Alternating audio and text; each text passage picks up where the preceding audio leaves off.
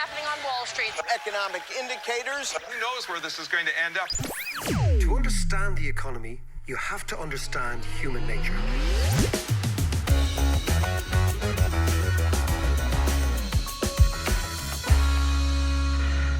How are you doing there? It is the podcast. What a week, my God. I am still down in Argentina. The lads are in London, and we have to make sense of all this. Maybe the most distinguished person to be on the podcast, yes, that's Professor Diane Coyle. Now, Diane is a regular at Kilconomics, so you know the score. Most of you who've heard about Kilconomics or been to Kilconomics will know that it's about taking economics, the hard stuff, but also making it a little bit more accessible. We're going to be talking about Brexit. Diane is a professor of Cambridge. She's a presenter on BBC Radio 4. She's a member of the BBC Radio Trust. She was a member of the UK Competition Commission. And this is an economist with serious pedigree. She is an OBE and a CBE. Now, these are big awards over in the UK. And she runs an amazing festival called the Festival of Economics in Bristol every November. Diane, you are very welcome to the podcast. How are you? I'm well, thank you, and honoured to be here talking to you. Now, Diane, tell me, what does it feel like in the UK in the last couple of days? Bit of a sense of shock, really. I mean, of course, I live in one of the urban bubbles. I live in London. I spend a lot of time in Cambridge. And these are the places that voted Remain, Labour, so there are Labour MPs around, and the whole rest of the country has turned blue voting for Boris Johnson. So explain to me, what do you think? I mean, you've been studying UK economics for years, you've been part of the conversation for a long time, you're a professor at Cambridge. What do you think happened? How do you explain this? I think it's a combination of two things. One is that the opposition party in this election was just absolutely rubbish. So I think the Labour Party lost it much more than the Conservative Party won it. But the other thing is that this taps into some very ancient chickens coming home to roost. The old Labour heartlands of the north of England are the ones that have swung to the Conservatives in a substantial way. I grew up in one of these areas. I grew up in the northwest of England. When I left in 1978, all of the mills were busy closing down. Industry was being decimated. The recession in the early 80s and then again in the early 90s just laid waste to the economy of these areas.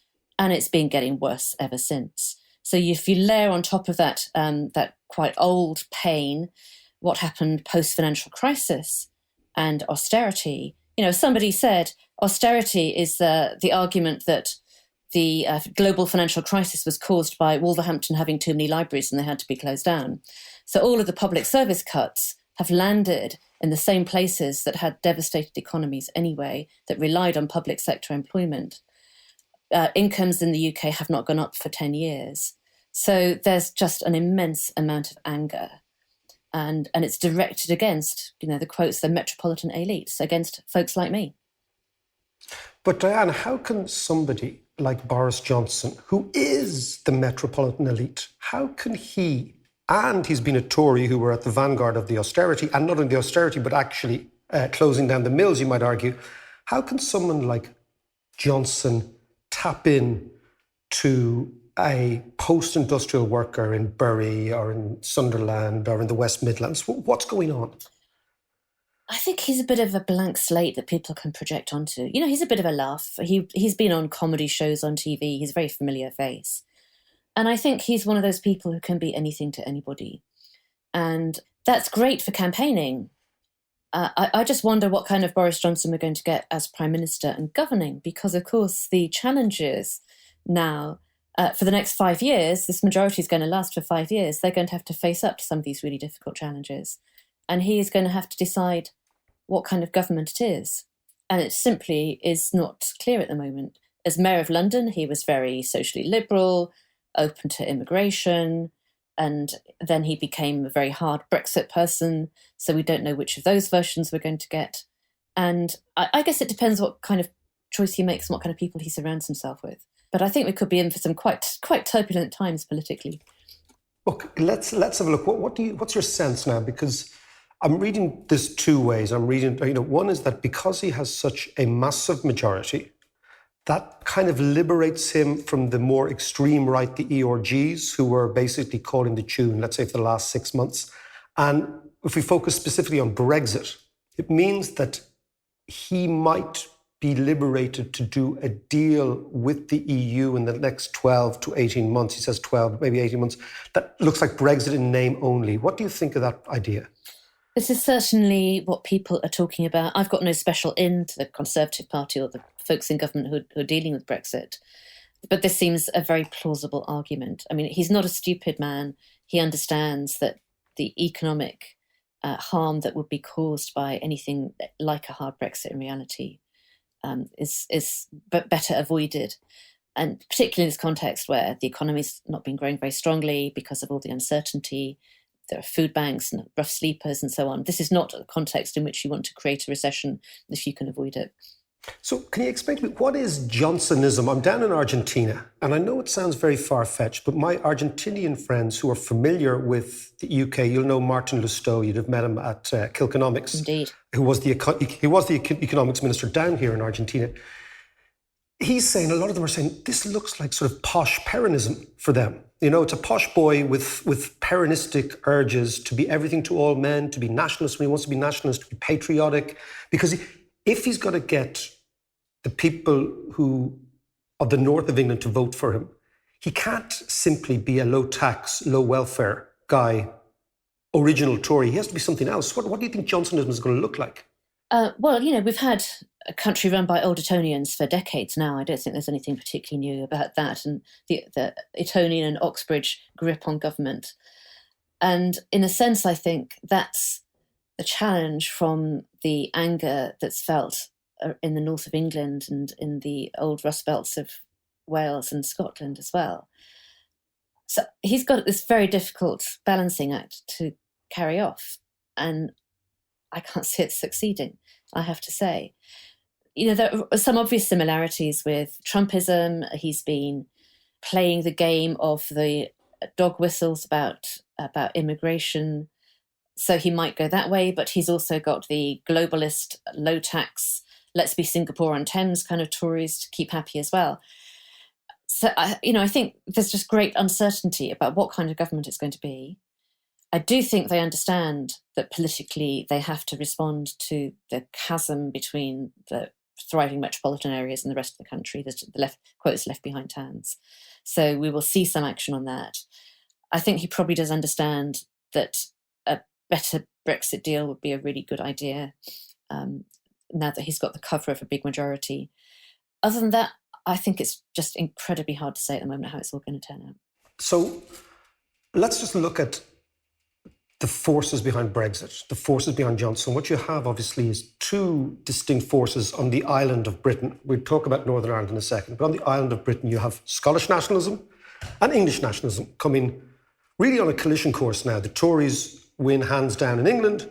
The Scottish Nats win hands down in Scotland. How is that going to play out? Somebody said that the electoral map of Britain now looks like a Smurf that's been in a fight. It's mainly blue, it's got some red patches and there's a yellow hat. It's all looking a bit beaten up. The obvious speculation is that Scotland will ask for another independence referendum.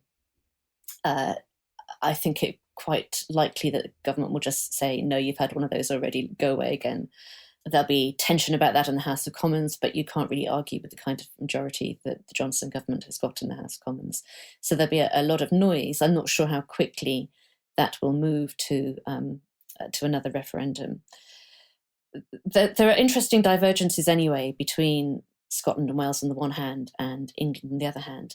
I think England could learn a lot from the emphasis that the Scottish and Welsh governments have been putting on well-being, on public services.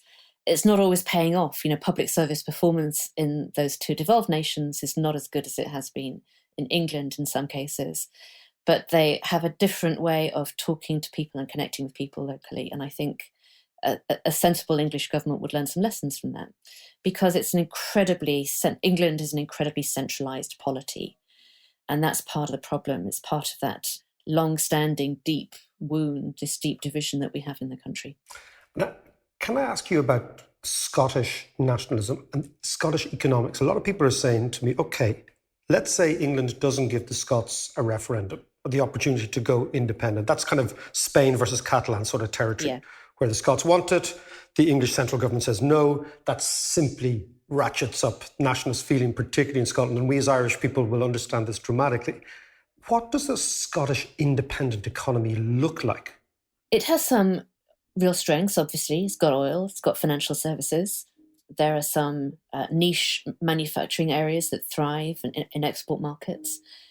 Trouble is, it's a small economy. And the areas of the frontier of economics now, they're scale businesses in digital, in any tech area, in high-tech manufacturing. You want a large-scale operation and you want a large market. The reason that America and China are so far ahead in newer industries is because they've got really large domestic markets. So I think for any small economy, be it Catalonia or Scotland, it's just hard to think about thriving if you're not in some broad context of a big market that you can trade into. So in short, they probably have to do a little bit what Ireland has done. Ireland has kind of piggybacked on large-scale companies with massive markets, i.e. the EU, by saying, come on in, to your Apples and your Googles and your Facebooks of this world and your Pfizers, and just say, come on in, you can use us as your location. Do you think the Scots would have to do something very similar? I think that's a very plausible route. And of course, not every country needs to be on the technology frontier. So if you can access the goods and services and you get the employment, that's the attractive employment through inward investment, then that's fine. That can work really well.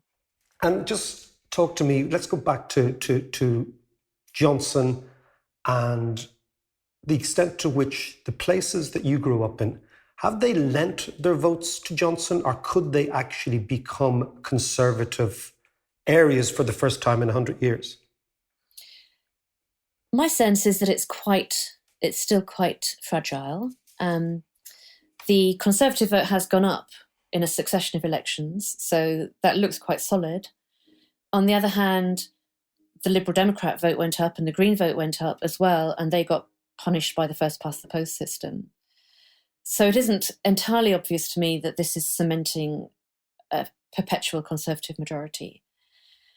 And the other thing about first past the post is that it means every party has to be a big coalition, which is, what we were talking about a bit earlier.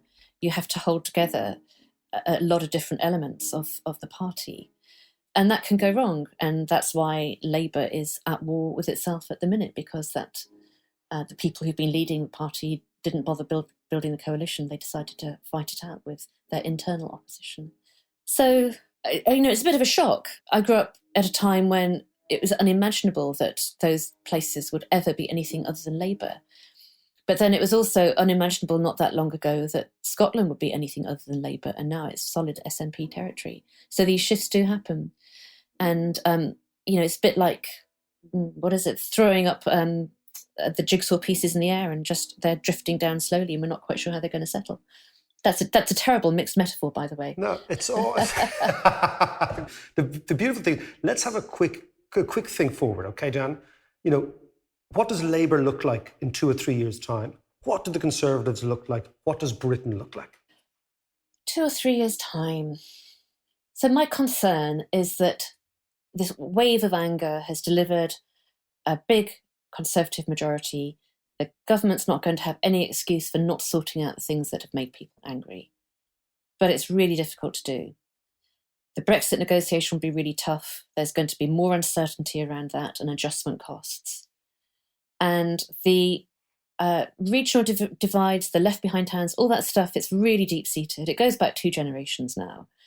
We've got low productivity compared to other advanced economies, and it's been flatlining for 10 years. We haven't invested in infrastructure. We've been cutting back on public services. The scale of what you need to fix that is immense. And even 5 years with a majority of 80 or more, that's a tough challenge. So I think my fear is that it's going to get more fractious and more divided. And I don't know where that goes. So what I'm feeling particularly gloomy about it, I think, I think it could end up in a very dark place, actually. What might that place look like? I just want to tease this out a little bit more, Dan. Trouble is, you start sounding incredibly alarmist when you think about where it might end up. And, but we've had an MP murdered in the aftermath of the referendum campaign. We've got terror attacks. There are people experiencing really unpleasant forms of racist attacks on the streets and on the buses because those demons have been let loose by the way people talk about it now, the nationalism. We had the unconstitutional suspending of Parliament in the previous Boris Johnson government. So you could, if you were particularly alarmist, say this is Weimar Britain. Now that's a particularly extreme version of it, and it might be that actually the government starts making progress on some of these regional questions, and as long as things are getting a bit better, we all grumble, but we get used to things and we settle down, and we carry on being a sort of middling large economy, slowly sliding down the relative rankings internationally. I find it hard to see a sunny upland, so can I see the revival of the grandeurs of Victorian Britain and the restoring of civic pride in the north of England? I'd love to see that. I would gladly dedicate the rest of my career to helping bring that about. I find it quite hard to see. I was in a workshop where we were talking about Joseph Bazalgette, who's the guy who built the London sewers in 1860 after the Great Stink, when the River Thames got so smelly that even parliamentarians decided something had to be done about it. And so Bazalgette, thinking about this problem of how to install sewers and running water through London and its houses, decided what he would do is to build 150 years' worth of capacity. And it costs something over, £200 billion in today's money. Can you see that kind of vision delivering investment and jobs and infrastructure now? Because that's what I think we need to do. Diane, the smelly sewers of London is a perfect way to end this conversation with Diane Coyle. That was really, really interesting. A little bit worrying for those of us who live beside the UK, but certainly it's not inconceivable at all that this is the beginning of something big, and that big thing is not particularly pleasant. Diane, thank you so much for joining us from London this morning. Thanks a million. Pleasure. Thanks very much. Before we begin, I want to just mention that this episode is brought to you thanks to our Patreon supporters.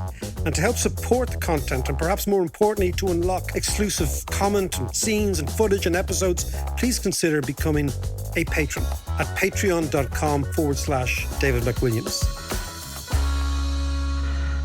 So, Mark, geez, Diane came across really, really gloomy, actually, didn't she? It's like the future in her mind is very, very bleak.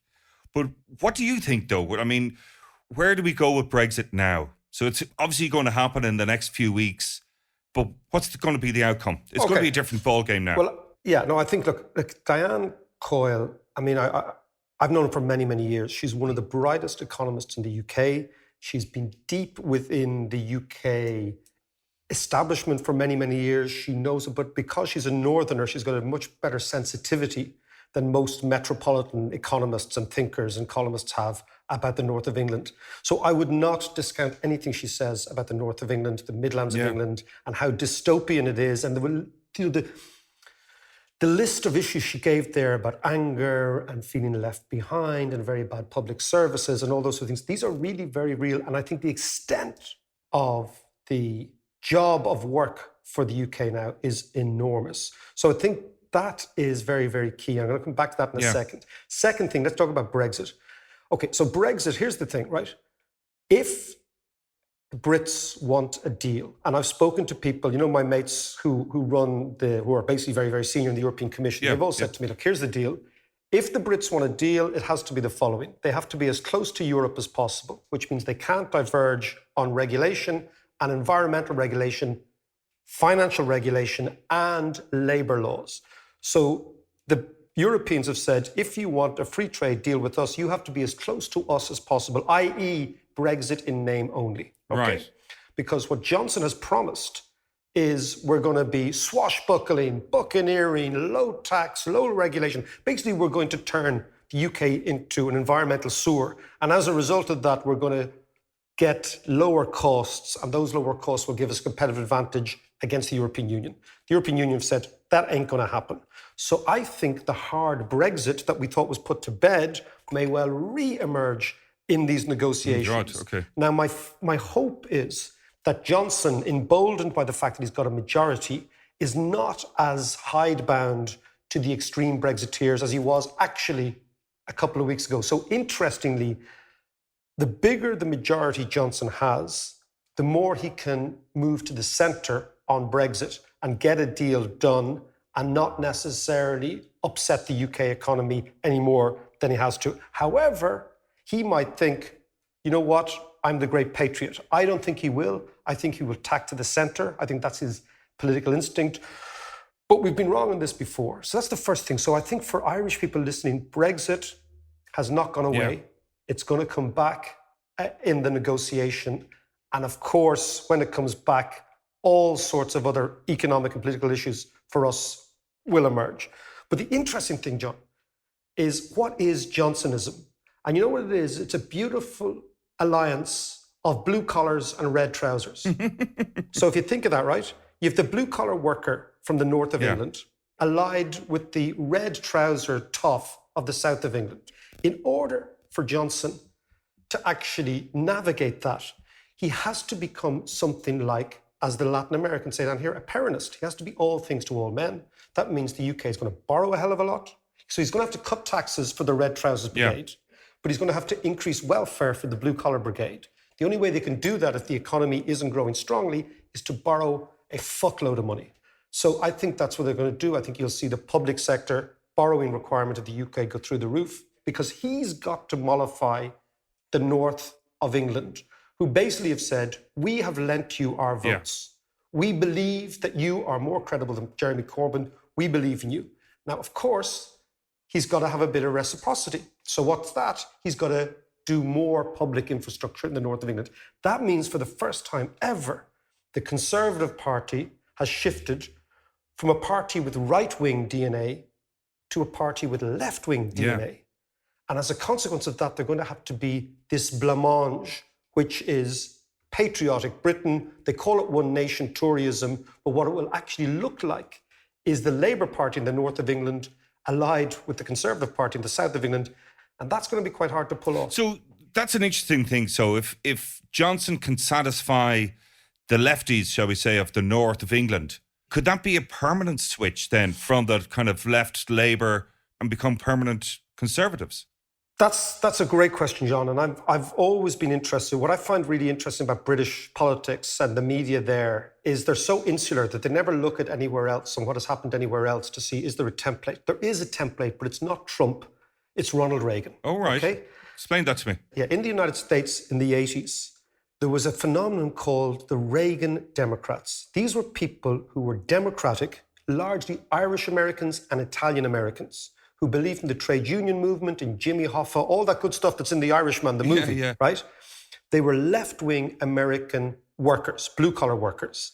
For the first time ever in 1984, they shifted in huge numbers to the Republican Party. Okay, how come? Explain that one to me a little more.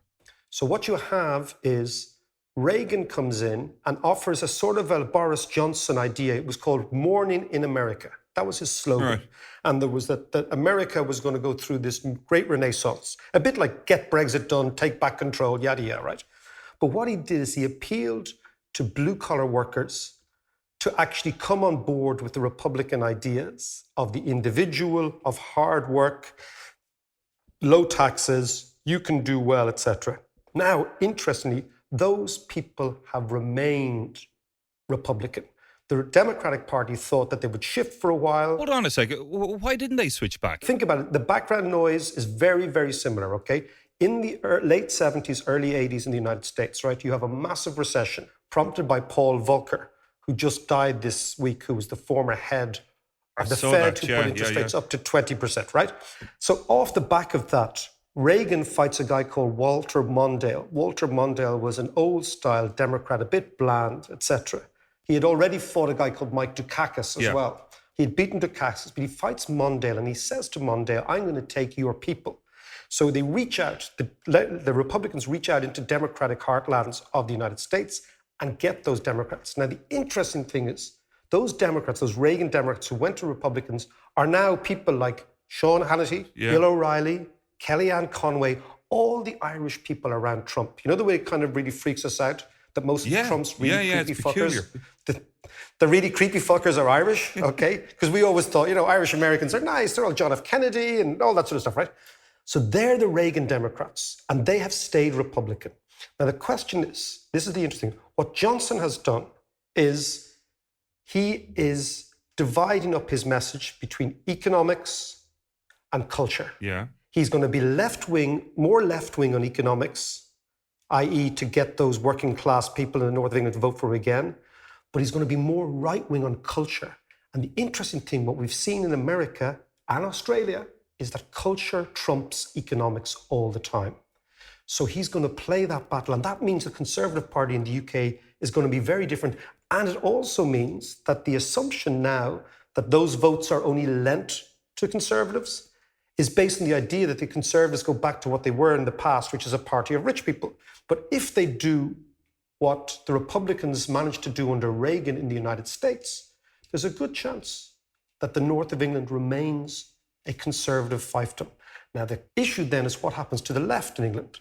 And I think the lesson from this last week is that extreme left-wing agendas, even though they may make sense, John, do not play out well with the electorate. The electorate gets scared.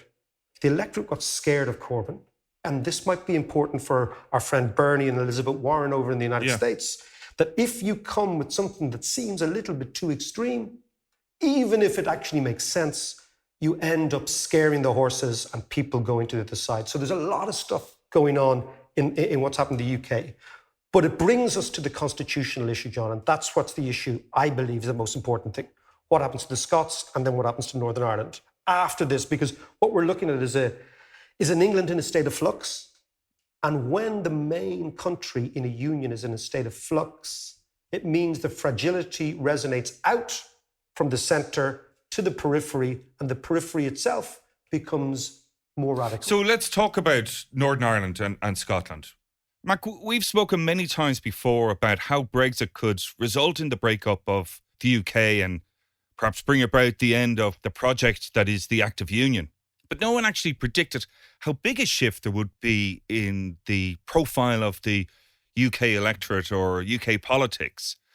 So this shift has brought us not just a step closer to a breakup of the union, but actually several steps closer. Would you agree? Absolutely. I mean, look, as we were said there with talking to Diane, basically the big story in the UK is Scotland went nationalist almost in total. England went nationalist almost in total. This is the victory of nationalism. This is when I come back to culture trumping economics. Culture is the issue here. What Diane said there is that England, under Johnson, with this massive Tory majority, will not bequeath to the Scots the permission to go independent, right? That's exactly what the Spanish government is doing to the Catalans. That means that the Scots will rightly become more nationalistic. Because if you say, we want to go independent, and England says you can't, then you become increasingly frustrated and much more nationalistic. So if the Scottish National Party are playing the long game, which they are, a bit like Sinn Féin here, or certainly in the north, they might quite want to sit on that and allow nationalism to become more and more the issue, because that obscures whatever mistakes they make on the policy side, and suddenly it just becomes your flag is bigger than my flag. But ultimately, as the longer that Johnson prevaricates with the Scots, the stronger Scottish nationalism will be, the more frustrated and hurt the Scots will feel, and the more likely, I believe, that an independence referendum will go the independent way, not by an overwhelming majority, because it's a huge difference between a general election and an independence referendum, because the stakes are much, much higher.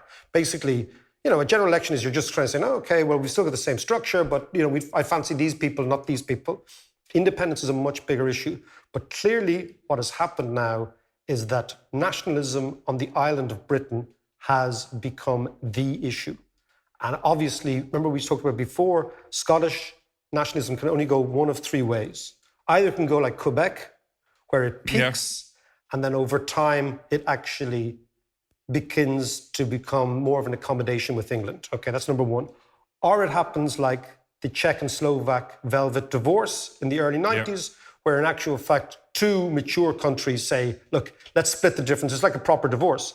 We split the difference. You look, we've got kids involved here. We're going to actually have a decent divorce. And that worked really well. Or it goes like Yugoslavia. Yeah. Yugoslavia without the fighting. I mean, Yugoslavia in terms of the viciousness of the breakup, where Serbia is England, the dominant player in the Union. Croatia is Scotland, the second player in the Union. And unfortunately for us, Bosnia is Northern Ireland, the third player, ethnically divided in the Union. So do you think this breakup, because we are certainly heading that way, but do you think it will happen in this term of government, or will it be a much longer game? I think it'll be a longer game. I think that if you listen to the people who are close to Johnson, the last thing they want to do, because remember, the Conservative Party is the Conservative and Unionist Party, that's its name.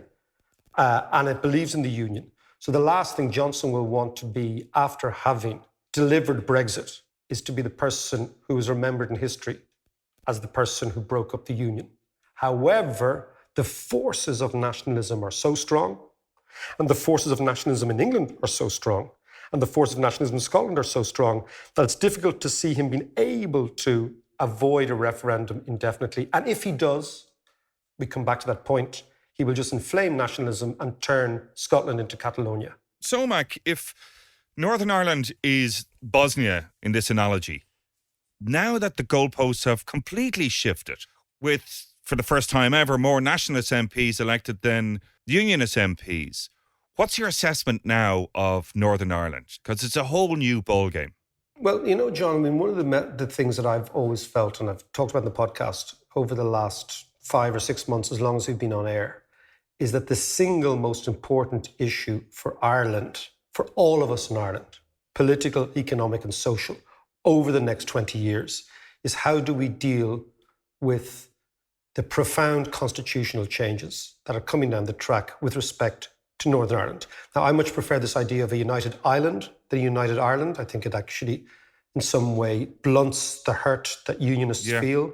I'm much closer to the unionist family than most people. I feel that it's really incumbent on us to try and figure out what you do with the unionist population, how you make them feel welcome in Ireland, how you make them feel welcome, because it's weird. I feel sorry for them right now because they realize that their biggest enemy is not Irish nationalism, it's English nationalism. Because English nationalism is rejecting them, is throwing them out of the union, is saying, we don't care about you. Yeah, it certainly is a kick in the nuts. And for many, many years, although I think they felt this, it hasn't been as given voice so explicitly as it has over the last 6 weeks with Brexit. So what's going to happen is Brexit's going to be done. Johnson's going to do the deal that he did with the EU 6 weeks ago. That means that the Northern Ireland is separated economically from the rest of the UK. That's the first thing. Second thing is they have now realised, number one, that they have less seats than nationalism in the north. So the combined unionist bloc has 8 seats, the combined nationalist bloc has 9 seats, and then the 1 seat is the Alliance Party, which is the middle of the road party. That's a huge psychological blow for unionism. Maybe even more important, John, is that Belfast, which used to be the heartbeat of unionism, this is their capital city, this is the industrial power, this is where they had all their symbols, Belfast City Hall, the unionist flags, etc., has 4 MPs, of which only 1 is a unionist and 3 are nationalists now.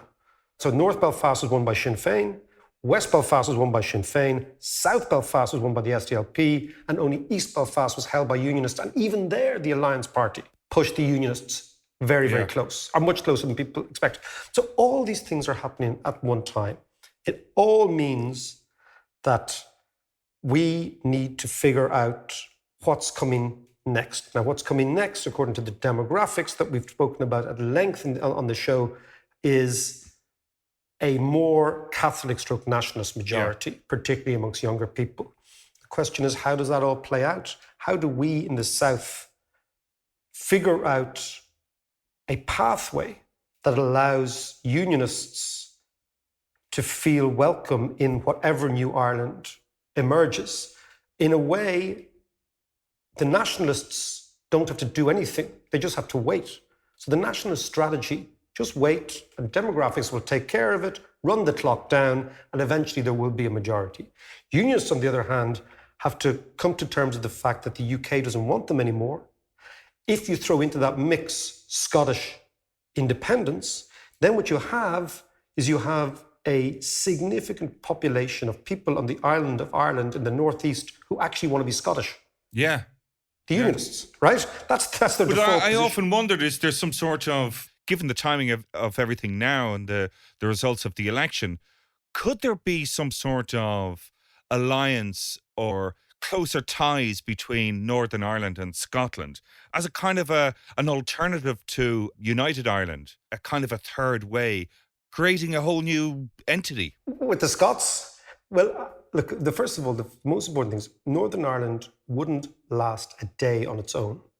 There has been in the back of the unionists' heads, the more extreme unionists, the idea that we could go it alone in a 6-county state, right?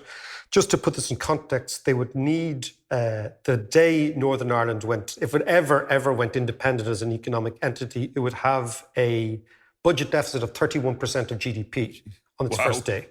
So it ain't going to happen, right? It ain't going to happen. So that's a pipe dream. So then you've got to think, okay, an alliance, some sort of alliance with Scotland. The last thing the Scots want is a rump Northern Ireland. Yeah. They're going to have difficulties figuring out their own pathway to independence. So then you have to have some sort of all-island idea. And therefore, I believe that we have got to put in place over a 10 or 20-year period a whole new thinking in the South about how we deal with unionism. Because the tyranny of geography is that they live on the island. And you cannot change that. And that ain't going to go away. Now, you could do what I do and marry them. That could be quite a good idea. We could have an official marriage policy for unionism. Yeah, a bit of border speed dating. But the key thing is that this last few days, John, has confirmed what everybody thinks, which is, number one, that England has gone nationalist and might remain nationalist for a long time. Number two, Brexit will be done and they will be out of the EU. Number three, this is going to release forces of nationalism in Scotland who want to remain in the EU, and there will be a constitutional crisis. Number four, the reason for Johnson winning in the heartland of Labour is a 2 or 3 generational fix, as Diane said, which is going to take them years to do. And in order to actually fix it, they're going to have to spend huge amounts of public money just simply to raise the expectations of the people who voted them. And of course, number five, the nationalist majority in the North in terms of MPs has confirmed the worst fears of unionism, that basically Northern Ireland, which is about to celebrate its 100th year in 2021, the question is, does it limp into the new century as a political entity, or will it survive not just the next decade, but will it survive the next 5 or 6 years? I think it's incumbent on us in the South to make sure that we deal with them and we make them feel welcome. Yeah, I hope it's not too much of an ask. And I suppose at the end of the day, after a week like this, we should quote Lenin, the great Vladimir Ilyich Lenin, who said, and it's a beautiful quote about politics, he said, "There are decades when nothing happens, and there are weeks when decades happen." And this has been one of those weeks. Before you go, I am really delighted that the audio book of Renaissance Nation, updated for Brexit and what it's going to mean for us, is out on Audible this week. This is the first time I've ever done it, and it actually comes from a suggestion from you, the listeners, who said, look, we love the podcast. We don't have a huge amount of time on our hands every week to sit down and read a full book, but we'd love to hear an audiobook. So that's it, Renaissance Nation, the audiobook, out on Audible. Have a gander, would make a really good Christmas present, and I hope you like it.